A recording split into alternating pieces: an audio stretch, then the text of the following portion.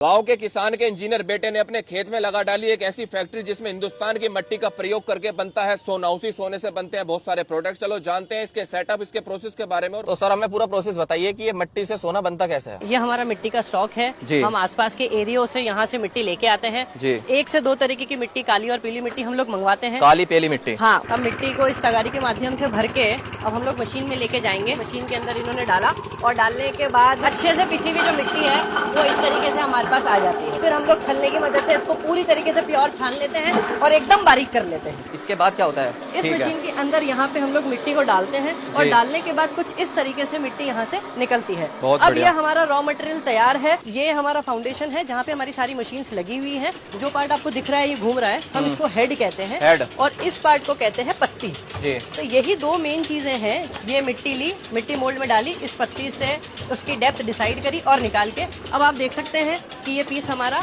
अभी पूरी तरीके से बनके तैयार नहीं है, पर इसने एक कुल्हड़ का फॉर्म ले लिया है। यहाँ से एक फंटा बाहर निकालते हैं, यहाँ रखते हैं, बनाने के बाद में वापस इसको यहाँ रख देते हैं। ये हमारा सूख चुका है, तो सूखने के बाद ये इस तरीके से बाहर निकल जाता है। तो ये मिट्टी अपने आप श्रिंक होके और ये पीस हमारा बाहर आ जाता है। आप साइज कोई सा भी ले सकते हैं, जैसे ये हमारा दूध के लिए और लस्सी के लिए 200 ग्राम का बड़ा वाला पीस है। अब इसकी किनोर बिल्कुल तीखी है। अब इस किनोर को इस प्रोसेस के माध्यम से एक जीन्स का कपड़ा और सिर्फ पानी से हम इसको ऐसे डुबाएंगे और डुबाने के बाद में इस जीन्स के कपड़े के माध्यम से अब आप देखेंगे ये फिनिश हो गया। तो ऊपर का जो तीखापन था वो अब हमारे मुंह पे पीते वक्त लगेगा नहीं। हम इनको यहाँ धूप में सुखा देते हैं 1 से 1.5 दिन के लिए। सूख के बिल्कुल तैयार हो जाते हैं। सूखने के बाद में इस तरीके से हम लोग कैरेट के हेल्प लेके जिसमें माल जमा के यहाँ से माल हम लोग ले जाते हैं भट्टी की तरफ। ये आपको दिख रही होगी। इस तरीके से यहाँ पे लकड़ी नीचे जमाई दी जाती है और उसके सतह पे हम लोग ऐसे कच्चे कुल्हड़ को पूरा तरीके से अच्छे से जमा देते हैं। किस टेम्परेचर पे और कितने दिन में ये पूरी मतलब प्रॉपर हो जाती है? तो करीबन 800 साढ़े 800 डिग्री तक ये पहुंच जाएगा। फिर ये भट्टी हम लोग पहले पका चुके हैं। अब आप पकाने के बाद देख सकते हैं कि कैसा कलर एकदम इसका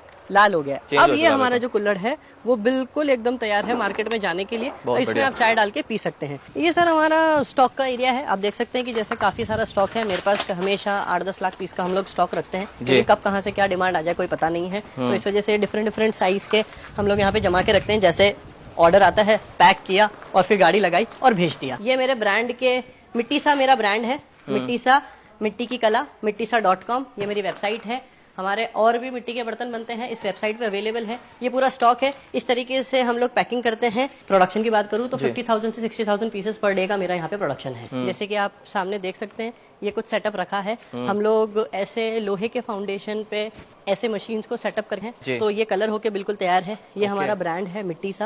आप देख सकते हैं कास्टिंग के अंदर ही इसका नाम है। जैसे आपको वहाँ पे हम लोगों ने दिखाई थी कि मिट्टी पीसने वाली मशीन थी। अब ये जो मिट्टी पीसने वाली मशीन है हमने इसको फुल्ली ऑटोमेटिक कर दिया है। आप देख सकते हैं कि इसके नीचे छलना लगा हुआ है। तो जब ये मोटर के द्वारा चलता है तो छन्ना ऐसे ऐसे ऐसे रोटेट होता है। आप देख सकते हैं इससे क्या होता है कि पिसी हुई मिट्टी नीचे निकल जाती है और यहाँ इस पोर्शन के माध्यम से आपके जितने भी सारे कंकड़ हैं वो नीचे आ जाते हैं। ये हमारा एक दूसरा एक डस्ट कलेक्टर बन रहा है। डस्ट कलेक्टर की यहाँ पे वेल्डिंग चल रही है।